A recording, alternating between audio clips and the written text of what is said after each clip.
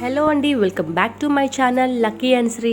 ఇప్పుడు మన వీడియోలో చూపించబోయే హెయిర్ మాస్క్ యూస్ చేయడం వల్ల మన హెయిర్ హెల్త్ అలానే స్కాల్ప్ హెల్త్ రెండూ కూడా చాలా బాగా ఇంప్రూవ్ అవుతాయి.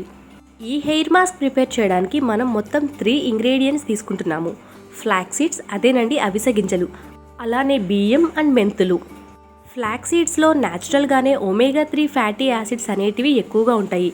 దీనివల్ల మన హెయిర్ చాలా నరిష్గా మాయిశ్చరైజ్గా కనిపిస్తుంది. అండ్ బియ్యం అయితే డ్యామేజ్డ్ హెయిర్ని రిపేర్ చేయడానికి యూజ్ అవుతుంది. అలానే ఈ బియ్యం వల్ల మన హెయిర్ టెక్స్చర్ అనేది చాలా సాఫ్ట్గా అవుతుంది. అండ్ ఫైనల్లీ మెంతులు అందరికీ తెలిసిన విషయమే, హెయిర్ గ్రోత్ని ప్రమోట్ చేస్తుంది. అలానే మంచి కండిషనర్ లాగా కూడా యూజ్ అవుతుంది. ఈ హెయిర్ మాస్క్ని ప్రిపేర్ చేయడం కూడా చాలా సింపుల్.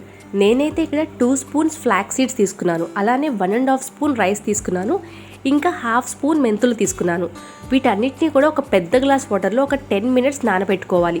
నానబెట్టుకున్న తర్వాత అప్పుడు దీన్ని స్టవ్ పైన పెట్టుకొని ఒక 10 to 15 మినిట్స్ బాయిల్ చేసుకోవాలి.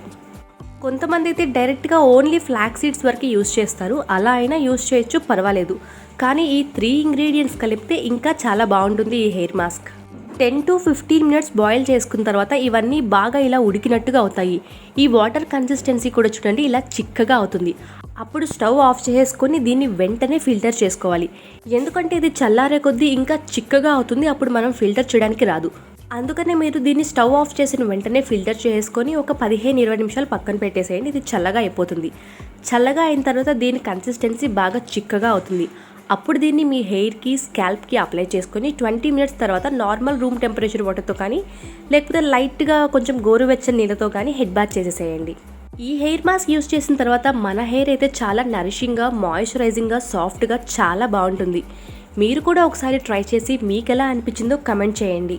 అలానే ఈ వీడియో మీకు నచ్చితే ఒక లైక్ చేయండి. మీ ఫ్రెండ్స్ అండ్ ఫ్యామిలీ మెంబర్స్కి షేర్ కూడా చేయండి. And please don't forget to subscribe my channel.